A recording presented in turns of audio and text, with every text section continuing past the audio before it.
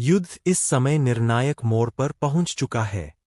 सबसे बड़ी खबर यह है कि जिस व्यक्ति का सबको इंतजार था, जिलानी, जिसे अहमद अलशरा के नाम से जाना जाता है, वह अब इजराइल से लड़ने की बजाय दमिश्क से फरार हो चुका है। लेबनान ने पुष्टि की है कि सीरिया के राष्ट्रपति अपने परिवार समेत देश छोड़ चुके हैं और रिपोर्ट्स के अनुसार वे अब तुर्की में शरण ले चुके हैं। लेबनानी सेना ने सीरिया के राष्ट्रीय रेडियो और टेलीविजन सेंटर पर कब्जा कर लिया है।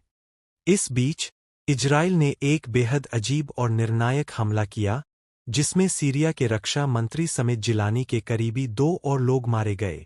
हमले के बाद जिलानी को फौरन बाहर निकाल दिया गया।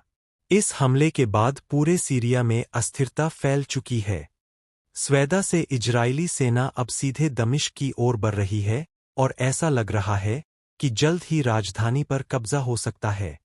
यह इशारा कर रहा है कि सीरिया अब अरब हाथों से फिसल रहा है।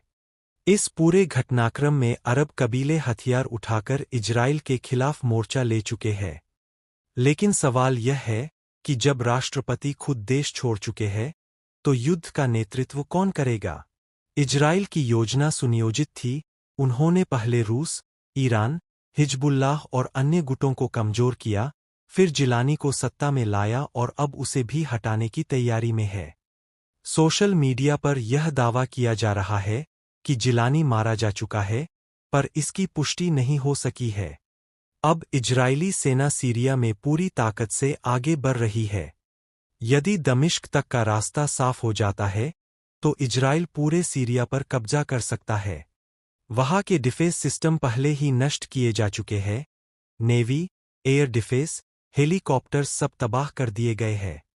यहां तक कि चीन और रूस जैसे देश भी अब इजराइल की कार्रवाइयों पर सवाल उठा रहे हैं, लेकिन इजराइल की आक्रामक नीति और अमेरिका से मिली सहमति उन्हें रोक नहीं पा रही है। डोनाल्ड ट्रंप तक को इस पूरे ऑपरेशन में भरोसे में लिया गया है। अब सवाल यह है कि यदि सीरिया गिरता है, तो अगला नंबर किसका होगा? इराक, तुर्की?